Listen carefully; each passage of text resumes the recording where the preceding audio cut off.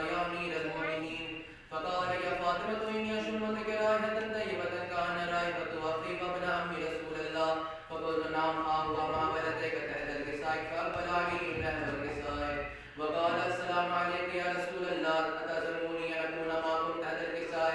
قال له عليك السلام يا خيري ويا وسيلي وخليفتي والصاحب لبني قد أذنت لك.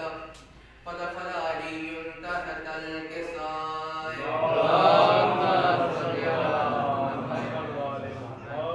ثم أتيت نحو الكساء وقلت السلام عليك يا فتاه يا رسول الله أتأذنوني أن أكون معكم تحت الكساء؟ قال وعليك السلام يا بنتي ويا بساتي قد أذنت لك. فدخلت تحت الكساء.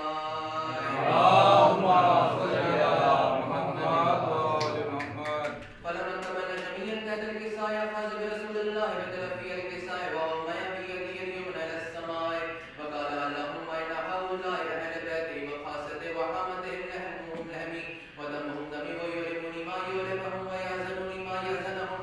أنا هرب لمن حاربهم وسلم لمن صالبهم وعدو لمن عاداهم ومحب لمن أحبهم. إنهم مني وأنا منهم. فجل صلواتك وبركاتك ورحمتك وغفرانك ورضوانك علي وعليهم وعزك عنهم وللساء وطهرهم تطهيرا. فقال الله عز وجل يا ملائكة ويا سلطان سماوات ما خلقت سما بنية ولا رزق مبني ولا قمر منير ولا شمس مزيد ولا فلك يدور ولا بحر يجري ولا فلك يسر إلا في محبة هؤلاء الخمسة الذين هم تحت الكساء. فقال الأمين جبريل يا رب ومن تحت الكساء؟ فقال عز وجل هم أهل بيت النبوة ومعدن الرسالة هم فاطمة وأبوها وبعلها وبنوها. فقال جبريل يا رب أتأذنوني أن أهبط إلى الأرض ليكون معهم سادسا؟ فقال الله نعم قد أذنت لك. فقد الأمين جبريل وقال السلام عليك يا رسول الله العلي الأعلى يقرئك السلام يخصك بالتحية والإكرام ويقول لك وعزة وجلالي ما خلقت سما بنية ولا رزق مبني ولا قمر منير ولا شمس مزيد ولا فلك يدور ولا بحر يجري ولا فلك يسري إلا في لأجلك ومحبتي وقد أذن لي أن أدخل معكم فأتأذنوني يا رسول الله. فقال رسول الله وعليك السلام يا أمين وحي الله إنه نعم قد أذنت لك. فدخل جبريل معنا تحت الكساء فقال لي إن الله قد أوحى إليكم يقول إنما يريد الله ليذهب عنكم الرجس أهل البيت ويطهركم تطهيرا.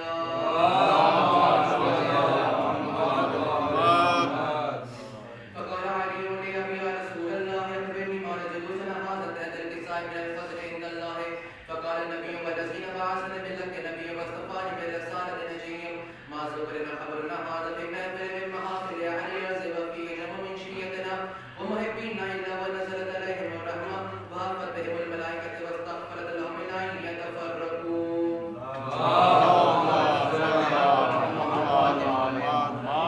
فقال علي كسر الله خزر وقال شيعتنا ورب الكعبة. فقال النبي ثانيا يا علي والذين بعثنا بالحق نبي واصطفاني بالرسالة نجيا ما ذكرنا خبرنا هذا في محفل من محافل أهل الأرض وفيه جمع من شيعتنا ومحبين وفيه المأمون إلا وفرج الله همه ولا مغموم إلا وكشف الله همه ولا تعلم الحاجة إلا وكذا الله حاجته. فقال علي كذب الله خزنا وسويدنا وكذلك شيعتنا فاز وسويد في الدنيا والآخرة ورب الكعبة.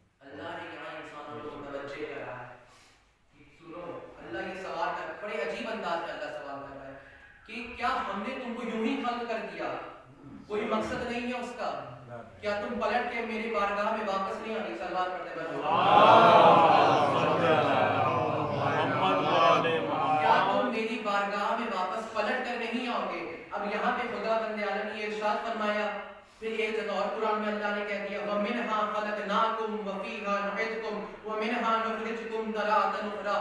اللہ یہاں پہ پھر کہہ رہا ہے کہ تم کو اسی مٹی سے بنایا گیا ہے، اسی مٹی سے اٹھایا گیا ہے، اس دنیا میں چند دنوں کی زندگی ہے، پھر واپس اسی مٹی میں چلے جاؤ گے۔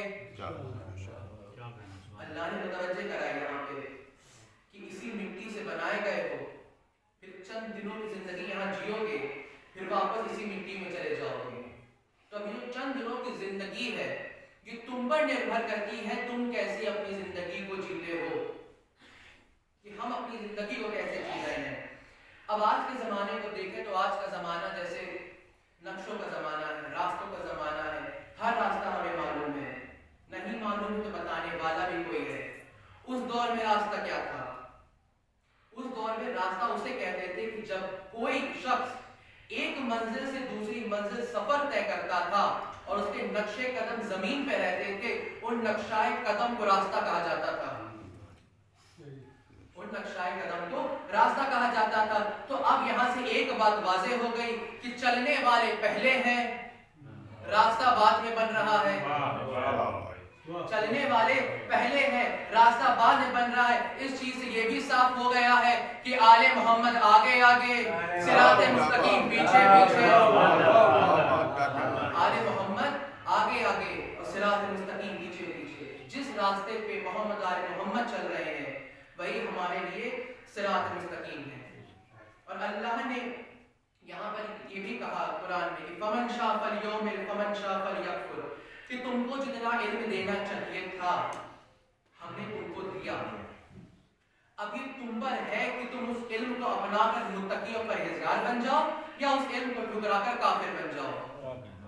یہ پورا ہم نے تم پر چھوڑا ہے، تم اس علم کا کرتے کیا ہو، کہ اس کو اپناتے ہو یا ٹھکرا دیتے ہو۔ یہ اللہ قرآن میں کہہ رہا ہے۔ پھر یہاں سورہ شمس سے بھی خداوند عالم نے کہا کہ میں نے خوبصورت سے خوبصورت شہر خلق کری ہو، اس میں فسق و فجور اور تقوی اور اچھے اعمال سب برابر میں رکھے ہیں، دونوں چیزیں برابر ہے، چاہے وہ فسق و فجور ہو چاہے وہ اچھے اعمال تقوی، یعنی اچھے اعمال اور برے اعمال دونوں برابر میں رکھے ہیں۔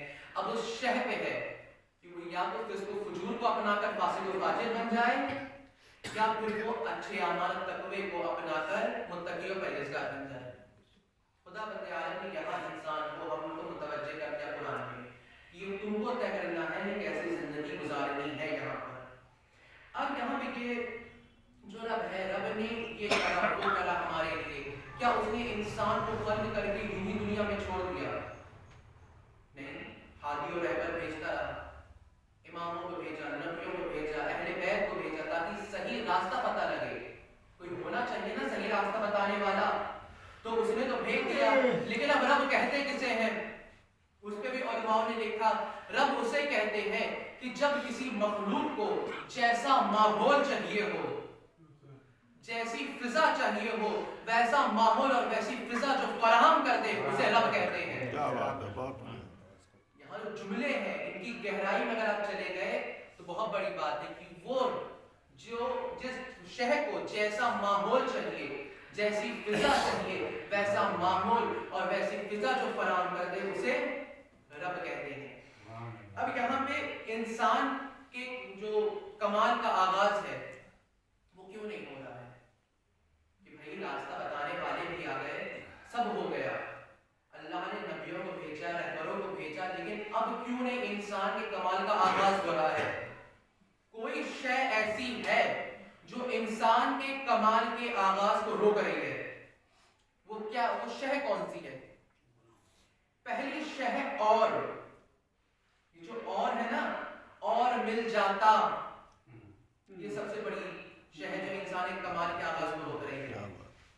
دوسری شے ہے میں ہوں، جو دو شے ہے نا، اور میں ہوں، اگر یہ دونوں انسان کے اندر سے ختم ہو جائے تو انسان کے کمال کا آغاز شروع ہو جائے گا،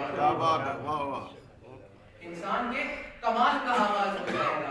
لیکن یہ بھی ہے کہ حضرت انسان میں ختم ہونے کا نام نہیں رہا۔ اب یہاں مجھے ایک بات بتائیے کہ اس رب سے آپ نے جب بھی کوئی دعا مانگی، جو بھی مانگی، پوری ہوئی کہ نہیں ہوئی؟ پوری ہوئی؟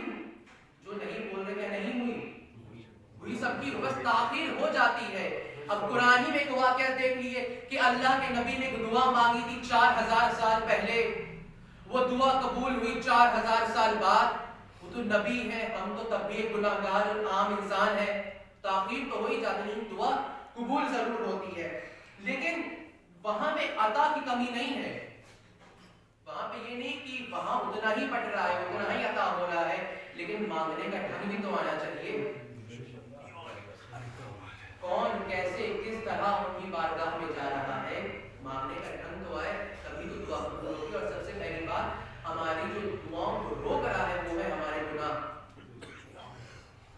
ہم جب دعا مانگتے ہیں تو گناہ ہمارے سر کے اوپر آ جاتا ہے, تب پھر ہماری دعا اوپر نہیں جا پاتی, اللہ تک پہنچ نہیں پاتی ہے, گناہ ان دعاؤں کو روک لیتے ہیں. تو اب یہ ہے کہ اب ہم ایسے گناہگار ہیں, ہم ڈائریکٹ تو اللہ سے مانگ نہیں سکتے دعا, بھئی اتنے ہم لوگ متقی پرہیزگار نہیں ہیں. تو کچھ ذریعے ہیں, کچھ وسیلے ہیں جن سے ہم دعا مانگ سکتے ہیں, اور کچھ دعائیں ہیں. 2 دعاؤں کا نام بتا رہا ہوں, سنی بھی ہوں گی, پڑھی بھی ہوں گی. پہلی ہے دعائے کمیل, دوسری ہے حدیث قصہ. دعائے کمیل میں بھی ہمارا عقیدہ ہے, حدیث قصہ میں بھی ہمارا عقیدہ ہے, یعنی دعائے کمیل بھی ہماری, حدیث قصہ بھی ہماری. اب یہ دونوں دعائیں ایسی پرتاثیر دعائیں ہیں, اتنی پرتاثیر ہے کہ اگر ان دونوں کا جز نکالا جائے تو یہ نکلے گا دعائے کمیل ہے کیا. دعائے کمیل میں علی نے بتایا ہے کہ وہ کون ہے, اور حدیث قصہ میں اس نے بتایا ہے یہ کون ہے. جملہ آپ کے سماعتوں کے حوالے کر دیا میں نے کہ دعائے کمیل میں علی نے بتایا ہے کہ وہ کون ہے, حدیث قصہ میں اس نے بتایا ہے کہ یہ کون ہے. یہ دونوں, میں یہ کہنا چاہتا ہوں کہ ابھی تک اگر زندگی میں دعائے کمیل نہیں پڑھی ہے, کم سے کم زندگی میں 1 مرتبہ دعائے کمیل ترجمے کے ساتھ پڑھ لیجیے گا, بڑا لطف آئے گا پڑھنے میں. اب یہاں پہ یہ تو ہو گئی دعاؤں کے بارے میں بات. ایک واقعہ, دعا کی عظمت و فضیلت اگر سمجھنا چاہیے تو میں ایک واقعہ آپ کے سامنے رکھ رہا ہوں. کتنی فضیلت ہے دعا مانگنے کی. دور کا ہمارے چوتھے امام نواب زہر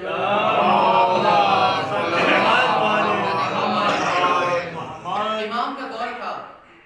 امام کے دور میں دیکھیے ابھی ابھی اہل حرم رہا ہو کے مدینے واپس آئے, کیسا ماحول تھا, کیسی کنڈیشن تھی کہ ابھی ابھی تازی کربلا ہوئی ہے, تازی سبھی سارے زخم ہرے تھے, اور ایسا تو تھا نہیں کہ لا کے مدینے میں چھوڑ دیا تھا کہ اب زندگی جیے, وہاں بھی آ کے ظلم ہوئے.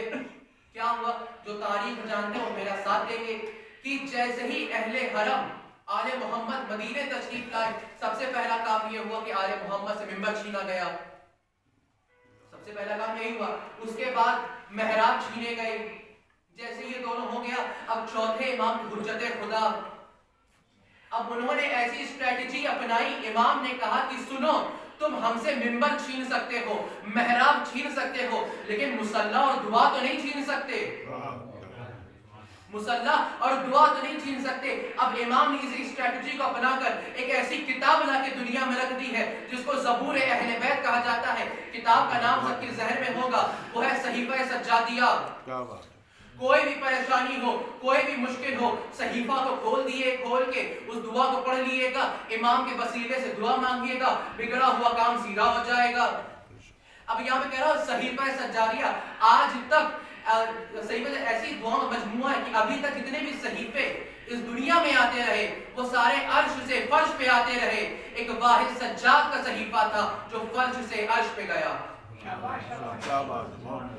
جتنے صحیفے آ رہے تھے سب عرش سے آ رہے تھے فرش پہ, اور ایک سجاد کا صحیفہ تھا جو فرش سے عرش پہ گیا تھا. اب اگر سوچئے ان جیسوں کی محبت اگر دل میں ہوگی تو اس کا دل کیسا ہوگا. ایک واقعہ اور تھا کہ امام سے ایک شخص نے کہا کہ امام میں تبلیغ پہ جا رہا ہوں, کچھ نصیحت. امام نے کہا تبلیغ پہ جا رہا, کہنے لگا جی مولا نصیحت چاہتے ہو, کہنے لگا جی مولا. امام نے کہا بس ایک چیز یاد رکھنا کہ جب تک تبلیغ پہ رہو زبان کا استعمال کم کرنا پڑے. امام نے بڑے عجیب انداز میں کہا کوشش کرنا زبان کا استعمال کم کرنا. تو یہاں امام ایک بات ہم لوگ کو بتا کے چلے گئے کہ یہ تو بہت بڑی شرف کی بات ہے ہمارے لیے کہ ہم کہتے ہیں کہ ہم حسین والے ہیں، ہم حسین والے ہیں، بہت بڑا شرف ہے ہمارے لیے کہ ہم کہتے ہیں کہ حسین ہمارے ہیں، حسین ہمارے ہیں، لیکن اس سے بڑا شرف یہ ہوگا کہ حسین کہے یہ ہمارا ہے، یہ ہمارا ہے، یہ ہمارا ہے۔ یہ بہت بڑا شرف ہمارے لیے رہے گا۔ تو سب سے پہلی بات یہ بتانا چاہ رہا ہوں کہ جو معرفت ہے اہل بیت کی، یہ پیسوں سے نہیں خریدی جاتی، یہ دولت سے نہیں خریدی جاتی کہ آپ کسی ایلیٹ سوسائٹی کے بندے ہوں تب آپ کو معرفت حاصل ہوگی، نہیں، کچھ نہیں چاہیے اس کے لیے، بس آپ کی روح پاک ہونی چاہیے۔ جس کے پاس عینک عرفان ہوگا وہ ان کی معرفت کو حاصل کر لے گا، اپنی روح کو پاک بنائے۔ میرے امام کا جملہ ہے، مولا کائنات کا جملہ ہے، اور یہ جملہ امام ہی کہہ سکتے تھے۔ امام کہنے لگے کہ اگر اصلاح کرنا چاہتے ہو تو اپنی سب سے پہلے اپنی تنہائی کو پاک بناؤ۔ یہ امام کے جملے ہیں، اور امام نے اپنی زندگی میں رہ کے ہم کو جینے کا، مرنے کا سب کا ڈھنگ بتا دیا کہ ایسے جیتے ہیں، ایسے عبادت کرتے ہیں۔ اور امام سے 2 حدیثیں بھی ہیں مومن کو لے کر، چھوٹی چھوٹی حدیثیں ہیں، آپ کے سماعت کے حوالے کر رہا ہوں، اور یہ سوچ کے کہ دربار حسینی کا معیار سماعت بڑا پختہ ہوگا، آپ کے حوالے کر رہا ہوں، توجہ چاہیے۔ اب یہاں پہ پہلی حدیث کہ مومن کا دل کالقابۃ المعظم، کہ مومن کا دل کعبے کی طرح ہے۔ دوسری حدیث مومن کا دل کالعرش الرحمن، رحمان کے عرش کی طرح ہے۔ جملہ کہہ گیا ہے کہ یہاں پہ اب 2 حدیثیں ہیں۔ اب یہاں پہ یہ بتائیے، بات ہو رہی ہے مومن کے دل کی، دونوں جگہ ایک ہی بات ہو رہی ہے، لیکن ایسا اختلاف کیوں ہے؟ علماء میں بھی یہی بات ہوئی۔ پھر علامہ سید حیدر آبادی کہتے تھے کہ میں بھی اس بارے میں سوچتا تھا کہ بھائی یہاں دونوں جگہ مومن کے دل کی بات ہو رہی ہے، ایک جگہ کہا جا رہا ہے کہ مومن کا دل کعبے کی طرح، ایک جگہ کہا جا رہا ہے کہ مومن کا دل رحمان کی عرش کی طرح، تو بھائی دونوں جگہ جب ایک بات ہے تو اختلاف کیا ہے؟ کہنے لگے میں سوچتا سوچتا اس نتیجے پہ پہنچا ہوں کہ جس دل میں علی رہتا ہو وہ کعبے کی طرح ہے، اور جس دل میں حسین رہتا ہو وہ رحمان کی عرش کی طرح ہے۔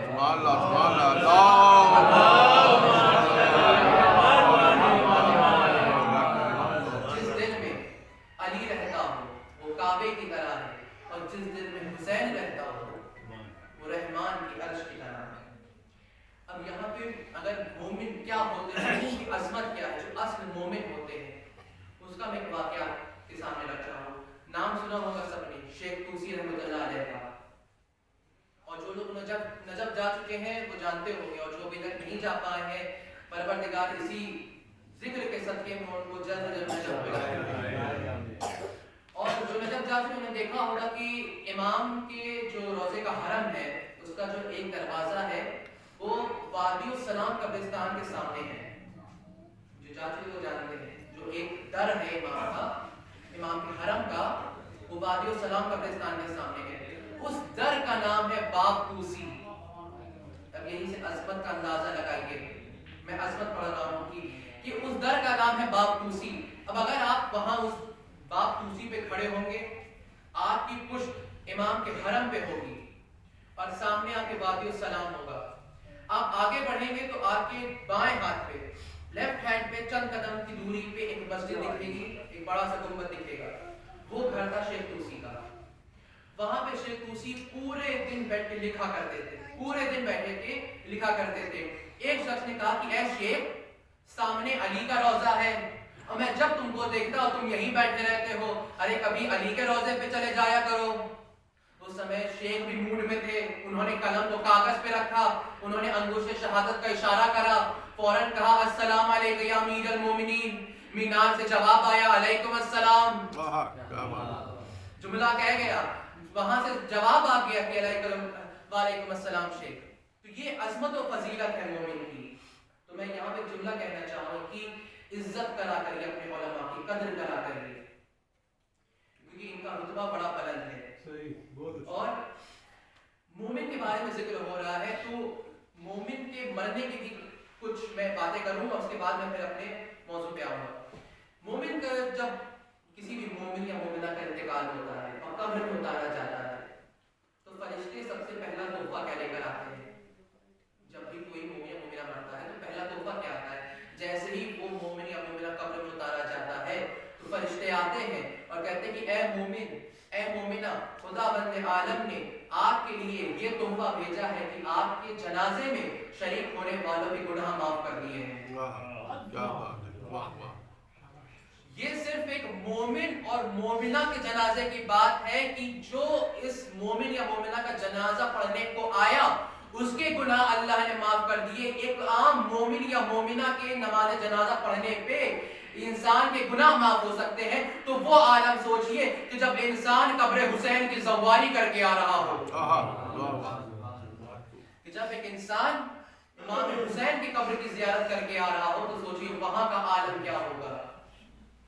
اور جب امام نے لکھا ہے، علماء نے بھی لکھا ہے اور کتابوں میں بھی یہ درج ہے کہ جب بھی دیکھیے جب حالت نزا آتا ہے کہ جان یہاں پہ ہوتی ہے، وہ بڑا سخت وقت ہوتا ہے انسان کے لیے. اور اگر مرنے والا مومن یا مومنہ ہے، کتابیں لکھتی ہیں کہ جب جان یہاں کو آ جاتی ہے تو ایک طرف سے علی مرتضیٰ آتے ہیں، ایک طرف سے رسول خدا آتے ہیں، بیچ میں مومن ہوتا ہے.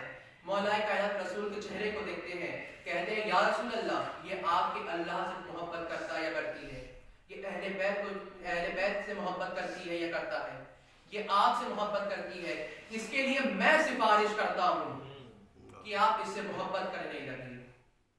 جب سوچئے کہ سفارش کرنے والا علی جیسا ہو اور محبت کرنے والا محمد جیسا ہو، اس وقت کا عالم کیا ہو. یہ باقی سب سے پہلی بات، یہ جو خاندان ہے، یہ پورا اہل بیت، یہ سخی نہیں کریم ہے. یہ کریم ہے. سخی کسے کہتے ہیں؟ سخی اسے کہتے ہیں جو سوال کے بعد عطا کرے. یہ کریم اسے کہتے ہیں جو سوال کرنے سے پہلے عطا کر دے. یہ پورا گھرانہ کریم ہے. اور ان کے در سے نہ جانے کیا کیا لوگوں کو مل جاتا ہے. لوگ ان کے در پہ آتے دولت مند بن کے چلے جاتے ہیں. اور کوئی ہم لوگ کو تو ہاں اتنے خوش قسمت ہے ہم لوگ کہ لوگوں کے پاس وسیلے نہیں ہیں دعا مانگنے کے لیے. ہمارے پاس تو 14 کے 14 وسیلے ہیں. ہمیں کسی اور کے در پہ جانے کی ضرورت ہی نہیں ہے. ہم جانتے ہیں کہ ہمیں پریشانی ہے، ہمیں اہل بیت کے در پہ جانا ہے. ان کے در سے سب ملے گا، فضیلت ان کے در کی. اور ایک وظیفہ بتاتا جا رہا ہوں، دیکھ لیے گا آسمان پہ کہ اگر گھر میں کوئی بھی پریشانی ہو، کچھ بھی مشکل آ جائے، کچھ مت کریے. آپ کے گھر میں فرش بچھائیے گا، سارے گھر والے بیٹھے گا اور بس حدیث قصہ کی تلاوت کریے گا. حدیث قصہ کی تلاوت کرنے کے بعد سب پنجتن کا واسطہ دے کر وسیلے سے دعا مانگیں گے، دعا قبول ہو جائے گی، پریشانی حل ہو جائے گی.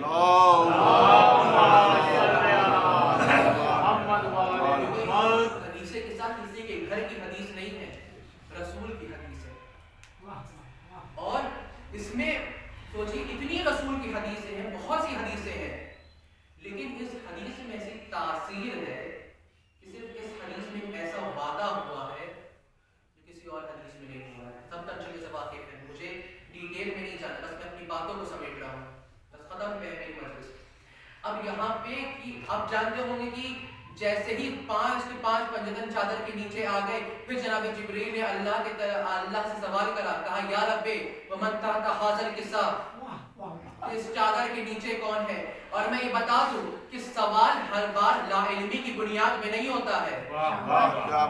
لا علمی کی بنیاد میں نہیں ہوتا. قرآن سے جواب دے دیتا ہوں، قرآن کے باہر نہیں جاتے ہیں. قرآن میں واقعہ درج ہے کہ جناب موسیٰ سے اللہ نے پوچھا تھا کہ موسیٰ تیرے ہاتھ میں کیا ہے. کیا اللہ کو نہیں پتا تھا موسیٰ کے ہاتھ میں کیا ہے؟ لیکن اللہ جانتا تھا کہ موسیٰ کو عصا سے بڑی محبت ہے. تو موسیٰ نے قصیدہ پڑھنا شروع کر دیا، کہنے لگے اے پروردگارا یہ عصا ہے، اسے جانوروں کو ہا کے لیتا ہوں، اسے دشمنوں کو ڈرا لیتا ہوں، اس کو زمین میں گاڑ کے چادر ڈال کے خیمہ بنا لیتا ہوں. اللہ جانتا تھا کہ موسیٰ کو عصے سے بڑی محبت ہے، اسی لیے موسیٰ سے عصا قصیدہ پڑھا. جبریل بھی جانتے تھے کہ جو آج یہ 5 چادر کے نیچے اکٹھا ہوئے ہیں یہ اللہ کے محبوب ہیں، تو آج اللہ کی زبان سے ان کا قصیدہ سنا جائے. جیسے جبریل نے کہا وما ھذا تحت القصہ، فوراً اللہ نے کہا ہم فاطمہ تو وابوها وبالها وبنوها. کہا فاطمہ ہے، ان کے بابا محمد ہے، ان کے شوہر जौहर अली हैं, उनके 2 बेटे हसन और हुसैन हैं। अल्लाह ने बीवी को मरकज बना के ये समझा दिया कि अब मेरे बंदो सुन लो, जो भी मेरी बारगाह में आएगा ये नहीं देखा जाएगा कि मोहम्मद का रिश्तेदार कौन है, बल्कि ये देखा जाएगा कि ज़हरा का रिश्तेदार कौन है। सलवात पढ़ा।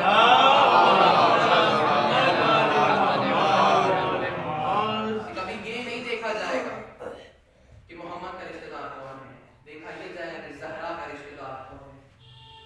ये वो इस दर की तासीर क्या होगी कि जहां पे रसूल आके कह रहे हैं अस्सलाम अलैकुम या अहले बैत अन्नुबुव्वा, ये अहले बैत आपकी असमत और फजीलत पर मेरा सलाम हो। और आज जो ये लोग कह रहे हैं ना कि भाई ये अहले बैत वो अहले बैत है, मैं कहना चाहूंगा अगर तुम्हारे वाले अहले बैत होते तो रसूल तुम्हारे क्या सलाम करते, अपने घर से यहाँ आके सलाम ना करते। और रसूल की एक आदत कह लिए थी कि जब भी अजान होती थी, अल्लाह अकबर की सदा रसूल के कान तक जाती थी, रसूल सबसे पहले बीवी के घर आते थे, अपनी बेटी के घर आते थे, वहां से वजू करके मस्जिद को जाते थे। अब आप वो कैफियत सोचिए कि जब रसूल के बाद अहले बैत का क्या हुआ होगा, निगाहें ढूंढ रही होंगी जब जब अजान होती थी। वही अय्याम चल रहे हैं बीवी के अय्याम करीब हैं, तैयारियां हो रही हैं। बीवी आज सुबह बीवी को कुर्सानी देना है, सभी मासूमीन को कुर्सा देना है। अभी तक ज़हरा कुर्सा लेने आती थी, अब ज़हरा का कुर्सा देना है। अब यहाँ पे सोचिए कि जब रसूल मेहनत फरमा गए थे दुनिया से, जनाब बिलाल का नाम सुना होगा जो मुअज्जिन रसूल थे, उन्होंने अपने पर वाजिब करने की कसम खा ली कि मैं अजान देता था तो रसूल के कहने पे, अब मुझसे अगर कोई कहेगा तो मैं अजान नहीं दूंगा। तो जनाब बिलाल ने ये सोचकर मदीना छोड़ दिया, शाम की तरफ एहतजाज शुरू कर दिया, कहने लगे ताकि कोई मुझसे कह ना पाए और मुझे मजबूरी में अजान देनी पड़ जाए। जनाब बिलाल ने मदीना छोड़ दिया। एक दिन जनाब बिलाल को गश आया, नींद में सपने में देखा कि रसूल खुदा तशरीफ लाए हैं, सारों का दार रसूल रो रहे हैं। रसूल ने कहा बिलाल, पूरे मदीने ने मेरे अहले बैत को छोड़ दिया है, क्या तुमने भी मेरी ज़हरा का साथ छोड़ दिया है? ये जैसे ही जुमला सुनना था, जनाब बिलाल की गश से आँख खुली, कहने लगे मैंने ये बहुत गलत कर दिया, मदीना छोड़ के मुझे मदीना वापस जाना है। अब जैसे ये इरादा करा, फौरन मदीने वापस आए जनाब बिलाल। अब मदीने वालों ने अजान सुनी थी, अजान में वो तासीर नहीं आ पा रही थी, वो रिकत नहीं आ पा रही थी। पहले बंदे ने जनाब बिलाल को मदीने में देखा, पूरे मदीने में शोर हो गया कि बिलाल वापस आ गए हैं, बिलाल वापस आ गए हैं। इतना शोर होना था, एक सदा बुलंद हो गई थी, सैयदना बिलाल, सैयदना बिलाल, हमारे सरदार बिलाल आ गए, हमारे सरदार बिलाल आ गए। अब जैसे ही बिलाल आगे बढ़े, देखा आगे हसन और हुसैन खड़े हैं। बिलाल ने दोनों को उठाया, एक शाने पे हसन को बैठाला, दूसरे शाने पे हुसैन को बैठाला। एक शख्स कहने लगा है बिलाल आप तो सरदार हैं, आपने इनको अपने कांधों पे क्यों बैठा लिया है? बिलाल कहने लगे हैरत है मदीना वालों, तुमने इतनी जल्दी रसूल को बुला दिया है। मैंने अपनी आंखों से देखा है रसूल अपने इन 2 नवासों को अपने कंधों पे सवार कराते थे। दूसरा जनाब बिलाल ने इमाम हसन और हुसैन को सवार कराया, फिर आए दरे सैयदा पे। जैसे ही दरे सैयदा पे आना था, एक बार जैसे फिजा बाहर आई, फिजा कहने लगी बिलाल मुबारक हो, बिन्ते रसूल ने तुमको सलाम भेजा है। अब ये कहना था, मैं कहूँगा बिलाल तुम्हारा मुकद्दर है, एक बार करबला में हबीब को ज़ैनब ने सलाम भेजा था, अरे तुमको ज़ैनब ने नहीं ज़हरा ने सलाम भेजा है। अब जैसे ही बिलाल ने सुना, बिलाल कहने लगे बिन्ते पैगंबर ने मुझे सलाम भेजा है, इस गरीब को, इस गुनाहगार को सलाम भेजा है। अब जैसे ये कहा, फिजा ने कहा बिलाल तुमको सलाम भेजा है। अब कहा, फिजा कहने लगी बिलाल बीवी ने बस एक गुजारिश तुमसे करी है। बीवी ने कहा है, शहजादी ने कहा है कि जैसी अजान तुम मेरे बाबा के दौर में देते थे جیسے ہی اذان تمہیں ایک بار اور دے دو. اب جیسے ہی سننا تھا بلال نے ہاتھوں کو جوڑا, کہنے لگا ہے فضا شہزادی سے کہہ دیجئے گا میں نے قسم کھا لی ہے کہ اب جب تک رسول مجھ سے نہ کہیں گے میں اذان نہیں دوں گا. اب جیسے ہی کہنا تھا فضا تھوڑی دیر بعد واپس آئی. فضا کہنے لگی کہ اے بلال شہزادی کہہ رہی ہے کہ کیا تم میرے کہنے پہ بھی اذان نہیں دو گے؟ کہ فوراً بلال نے ہاتھوں کو جوڑا, کہا میں نے اپنی کانوں سے یہ حدیث سنی ہے. رسول کہنے لگے فاطمہ تو بزت منی, فاطمہ میرا ٹکڑا ہے, فاطمہ میرا ٹکڑا ہے. تو گویا جو فاطمہ کہے وہ رسول کہے, جو فاطمہ کا حکم ہو وہ رسول کا حکم ہو. اب میرے پاس بنت پیغمبر کا حکم ہے, میں اذان دینے کے لیے تیار ہوں. بلال مسند اذان پہ آئے, اذان کو شروع کرا, کہا اللہ اکبر. زہرا نے اندر بابا کو ڈھونڈنا شروع کرا, بابا کو آ کے ڈھونڈ رہی تھی. زہرا نے آواز دی بابا, کہا بابا بلال اذان دے رہا ہے. میرا بلال نے کہا اشہد ان لا الہ الا اللہ. زہرا کی نگاہیں بابا کو ڈھونڈ رہی تھی. اب جیسے ہی بلال نے کہا اشہد ان محمد رسول اللہ, فضا بھاگی بھاگی باہر آئی, کہنے لگی بلال تمہیں رسول کے حق کا واسطہ اذان کو روک دے.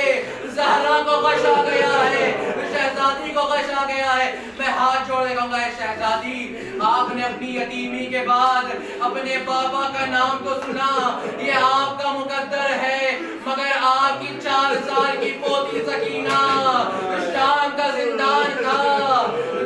کھانوں سے گوشوارے چھین لیے گئے تھے, دامن کو جلا دیا گیا تھا. جب بھی بابا کو یاد کرتی تھی کوئی تماچے مارتا تھا, کوئی تازیانے مارتا تھا, غصہ رہنے والوں میں کوئی نہ تھا.